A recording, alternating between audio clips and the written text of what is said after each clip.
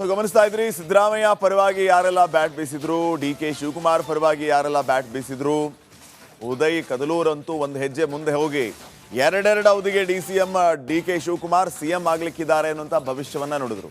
ಇನ್ನು ಈ ಕಡೆ ಸಿಎಂ ಸಿದ್ದರಾಮಯ್ಯ ಅವರು ಎರಡೆರಡು ಸಾರಿ ದೆಹಲಿಯಿಂದ ಒಂದು ಸ್ಟ್ರಾಂಗ್ ಮೆಸೇಜ್ ಅನ್ನ ಪಾಸ್ ಮಾಡಿದ್ದಾರೆ.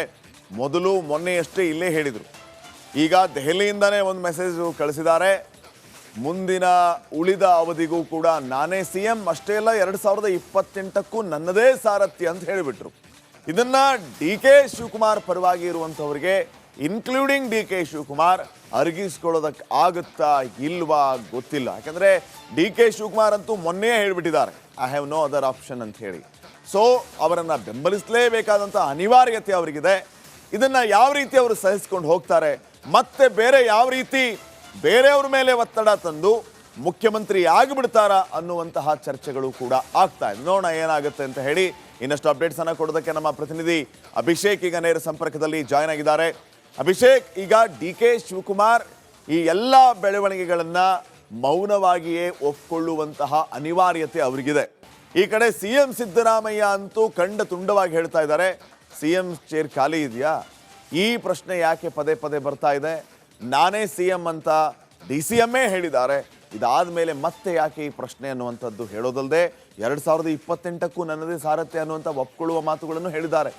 ಡಿ.ಕೆ. ಶಿವಕುಮಾರ್ ಕಥೆ ಏನು ಅನ್ನುವಂತಹ ಪ್ರಶ್ನೆ ಡಿ.ಕೆ. ಶಿವಕುಮಾರ್ ಅವರ ಪರವಾಗಿರುವಂಥವರದ್ದು ಏನೆಲ್ಲ ಆಗ್ಬೋದು?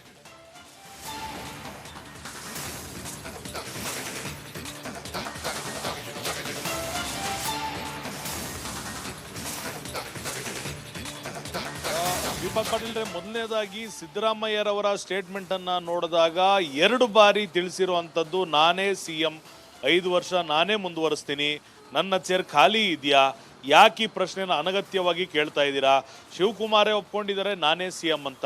ಇದು ಸಿಎಂ ರವರ ಹೇಳಿಕೆ ಒಂದು ಕಡೆ ಸೈಡ್ಗಿಡೋಣ. ಮತ್ತೊಂದು ಕಡೆ ಡಿ.ಸಿ.ಎಂ ರವರು ಹೇಳಿದ್ದಾರೆ I have no other choice, ಅಂದರೆ ನಮ್ಮ ಸಿದ್ದರಾಮಯ್ಯರವರನ್ನ ಮುಖ್ಯಮಂತ್ರಿಯಾಗೋದನ್ನು ಬೆಂಬಲಿಸೋದನ್ನು ಬಿಟ್ಟು ಬೇರೆ ಯಾವುದೇ ಅವಕಾಶ ಆಗಿರ್ಬೋದು, ಯಾವುದೇ ಸಾಧ್ಯತೆ ನನ್ನ ಬಳಿ ಇಲ್ಲ ಅಂತ ಅವ್ರು ಹೇಳಿರುವಂಥದ್ದು. ಮತ್ತೊಂದು ಕಡೆ ಅವರ ಮೂಲಕ ಅವರ ಬೆಂಬಲಿಗರ ಬಾಯನ್ನ ಮುಚ್ಚಿಸುವಂಥ ಕೆಲಸವನ್ನು, ಅಂದರೆ ಡಿ.ಕೆ. ಶಿವಕುಮಾರ್ ಅವರೇ ಸಿದ್ದರಾಮಯ್ಯರವ್ರನ್ನ ಬೆಂಬಲ ಮಾಡ್ತೀನಿ, ಅವರೇ ನಮ್ಮ ನಾಯಕರು ಅಂತ ಪರೋಕ್ಷವಾಗಿ ಡಿ.ಕೆ. ಶಿವಕುಮಾರ್ ಅವರ ಮುಖಾಂತರ ಹೇಳಿಸಿ ಡಿ.ಕೆ. ಶಿವಕುಮಾರ್ ಬೆಂಬಲಿಗರ ಅವರ ಮಾತುಗಳನ್ನು ಕಟ್ ಮಾಡಿ ಅಲ್ಲಿಗೆ ಈ ಬೆಳವಣಿಗೆ ಆಗಬೇಕಾದಂಥ ಒಂದಷ್ಟು ಸಮಸ್ಯೆಗಳನ್ನು ಹೈಕಮಾಂಡ್ ನಿಲ್ಲಿಸಿದೆ ಅನ್ನೋದು ಪ್ರಶ್ನೆ ಮತ್ತೊಂದು ಕಡೆ ಆಗುತ್ತೆ. ಇವಿಷ್ಟು ಒಂದು ಕಡೆ ಆಯಿತು ಅಂದರೆ, ನಿನ್ನೆ ಹೈಕಮಾಂಡ್ ಭೇಟಿಗೆ 3 ದಿನಗಳ ಕಾಲದಿಂದ ದೆಹಲಿಯಲ್ಲಿ ಇದ್ದಂಥ ಸಿದ್ದರಾಮಯ್ಯ ಆಗಿರ್ಬೋದು, ಡಿ.ಕೆ. ಶಿವಕುಮಾರ್ ಆಗಿರ್ಬೋದು, ಅಲ್ಲಿ ಮಲ್ಲಿಕಾರ್ಜುನ ಖರ್ಗೆರವ್ರನ್ನ ಹೊರತುಪಡಿಸಿ ಇನ್ಯಾರನ್ನು ಭೇಟಿಯಾಗೋದಕ್ಕೆ ಆಗಿಲ್ಲ. ರಾಹುಲ್ ಗಾಂಧಿರವರ ಸಮಯಾವಕಾಶ ಸಿಕ್ಕಿಲ್ಲ. ಈ ಸದ್ಯದ ಮಟ್ಟಿಗೆ ಹೈಕಮಾಂಡ್ ಕೂಡ ಒಂದು ಸಂದೇಶವನ್ನು ಇವರಿಗೆ ಭೇಟಿಯಾಗದೆ ನೀಡಿದೆಯಾ ಅನ್ನೋ ಒಂದು ಪ್ರಶ್ನೆ ಮೂಡ್ತಾ ಇರೋವಂಥದ್ದು. ಮೊದಲು ನಿಮ್ಮಲ್ಲಿರುವಂಥ ಆಂತರಿಕ ಕಲಹವನ್ನು ನೀವು ಬಗೆಹರಿಸ್ಕೊಂಡು ಬನ್ನಿ.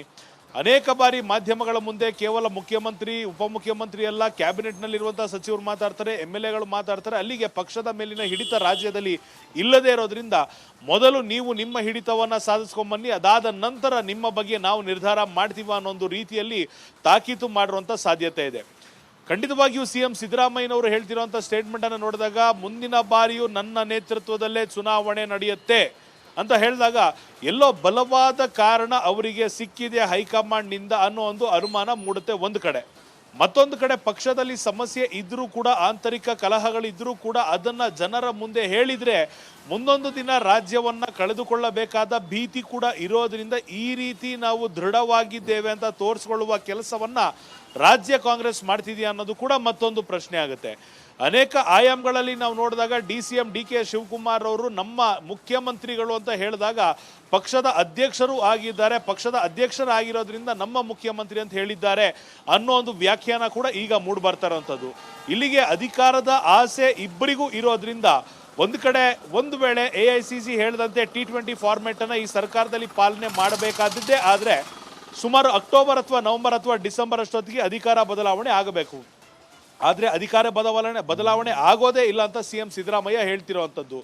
ಈ ಬದಲಾವಣೆ ಆಗುತ್ತೆ ಅನ್ನುವಂಥ ಸಂದರ್ಭದಲ್ಲಿ ಟೀಮ್ಗಳು ಫಾರ್ಮ್ ಆಗುತ್ತೆ, ಟೀಮ್ಗಳು ಬೈಫರ್ಕೇಟ್ ಆಗುತ್ತೆ. ಆ ಕಾರಣದಿಂದ ಪಕ್ಷದ ಮುಂದಿನ ಚುನಾವಣೆಗೆ ಒಗ್ಗಟ್ಟು ಇರೋದಿಲ್ಲ ಅನ್ನೋದು ಈಗ ನಿಷ್ಪಕ್ಷಪಾತವಾಗಿ ನಾವು ನೋಡುವಂಥದ್ದು. ಈ ಕಾರಣದಿಂದ ನಾವು ಒಗ್ಗಟ್ಟಾಗಿದ್ದೀವಿ, ನಮ್ಮಲ್ಲಿ ಯಾವುದೇ ಸಮಸ್ಯೆ ಇಲ್ಲ, ಮುಂದಿನ ಚುನಾವಣೆ ನನ್ನ ನೇತೃತ್ವದಲ್ಲಿ ಅಂತ ಸಿದ್ದರಾಮಯ್ಯರವರ ಮುಖಾಂತರ ಘೋಷಣೆಯನ್ನ ಮಾಡಿಸಿ ಮತ್ತೊಂದು ಕಡೆ ಡಿ ಕೆ ಶಿವಕುಮಾರ್ ಅವರನ್ನ ಮುಂದಿನ ಚುನಾವಣೆಗೆ ಸಿದ್ಧರಾಗಿ ಅಂತ ಏನಾದರೂ ಹೈಕಮಾಂಡ್ ಸೂಕ್ಷ್ಮವಾಗಿ ಸೂಚನೆ ನೀಡಿದೆಯಾ ಅನ್ನೋ ಒಂದು ಅಂಶವನ್ನ ಇವತ್ತು ಮಧ್ಯಾಹ್ನದ ನಂತರ ಸಿದ್ದರಾಮಯ್ಯ ಮತ್ತು ಡಿ ಕೆ ಶಿವಕುಮಾರ್ ಏನು ಬೆಂಗಳೂರಿಗೆ ಬರ್ತಾರೆ ಅವರ ಮುಖಾಂತರ ತಿಳಿದುಕೊಳ್ಬೇಕಾಗಿದೆ. ಖಂಡಿತವಾಗಿ ಅವರು ಮಾಧ್ಯಮಗಳಿಗೆ ಹೇಳಿಕೆ ನೀಡದೇ ಇದ್ರೂ ಕೂಡ ಅವರ ಆಪ್ತರ ವಲಯದಲ್ಲಿನ ಒಂದಿಷ್ಟು ಕುತೂಹಲಕಾರಿ ಮಾಹಿತಿ ಇವತ್ತು ಮಧ್ಯಾಹ್ನದ ನಂತರ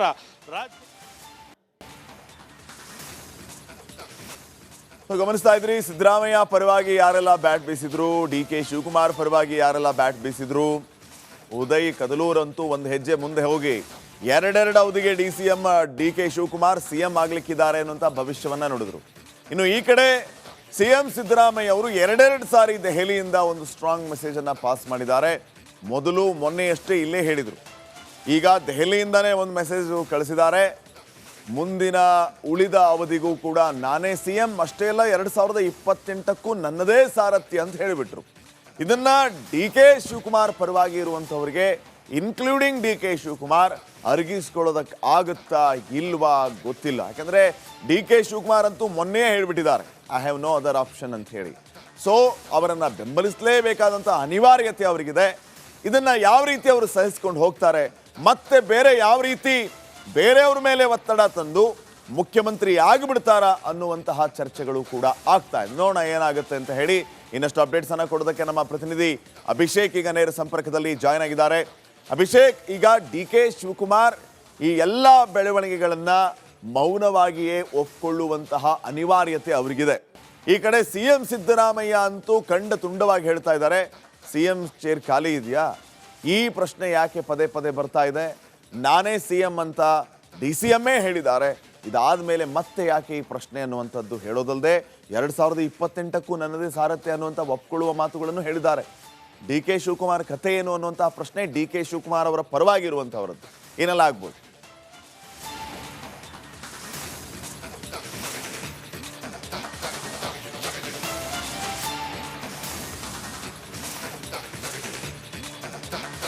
ದೀಪಕ್ ಪಾಟೀಲ್, ಮೊದಲನೇದಾಗಿ ಸಿದ್ದರಾಮಯ್ಯರವರ ಸ್ಟೇಟ್ಮೆಂಟ್ ಅನ್ನ ನೋಡಿದಾಗ 2 ಬಾರಿ ತಿಳಿಸಿರುವಂಥದ್ದು ನಾನೇ CM, 5 ವರ್ಷ ನಾನೇ ಮುಂದುವರಿಸ್ತೀನಿ, ನನ್ನ ಚೇರ್ ಖಾಲಿ ಇದೆಯಾ, ಯಾಕೆ ಈ ಪ್ರಶ್ನೆನ ಅನಗತ್ಯವಾಗಿ ಕೇಳ್ತಾ ಇದ್ದೀರಾ, ಶಿವಕುಮಾರೇ ಒಪ್ಕೊಂಡಿದ್ದಾರೆ ನಾನೇ CM ಅಂತ.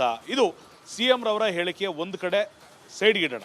ಮತ್ತೊಂದು ಕಡೆ DCM ರವರು ಹೇಳಿದ್ದಾರೆ I have no other choice, ಅಂದರೆ ನಮ್ಮ ಸಿದ್ದರಾಮಯ್ಯರವರನ್ನ ಮುಖ್ಯಮಂತ್ರಿ ಆಗೋದನ್ನ ಬೆಂಬಲಿಸೋದನ್ನ ಬಿಟ್ಟು ಬೇರೆ ಯಾವುದೇ ಅವಕಾಶ ಆಗಿರ್ಬೋದು, ಯಾವುದೇ ಸಾಧ್ಯತೆ ನನ್ನ ಬಳಿ ಇಲ್ಲ ಅಂತ ಅವ್ರು ಹೇಳಿರುವಂಥದ್ದು. ಮತ್ತೊಂದು ಕಡೆ ಅವರ ಮೂಲಕ ಅವರ ಬೆಂಬಲಿಗರ ಬಾಯನ್ನ ಮುಚ್ಚಿಸುವಂತ ಕೆಲಸವನ್ನ, ಅಂದ್ರೆ ಡಿ ಕೆ ಶಿವಕುಮಾರ್ ಅವರೇ ಸಿದ್ದರಾಮಯ್ಯರ